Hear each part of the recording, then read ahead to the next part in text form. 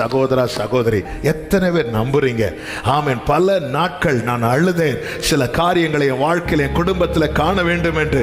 அது இன்னும் காணாததுனால இந்த கண்ணீர் வந்து கொண்டிருக்கிறது.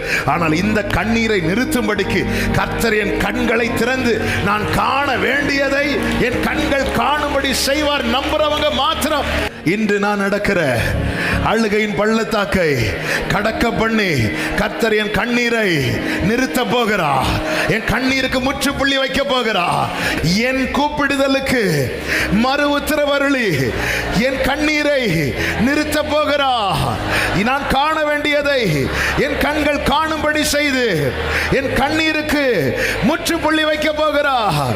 எங்க தொடணுமோ அங்க தொட்டு என் கண்ணீருக்கு முற்றுப்புள்ளி வைக்க போகிறார். என் காரியத்தை மாறுதலாய் முடிய பண்ணி என் கண்ணீருக்கு முற்றுப்புள்ளி வைக்க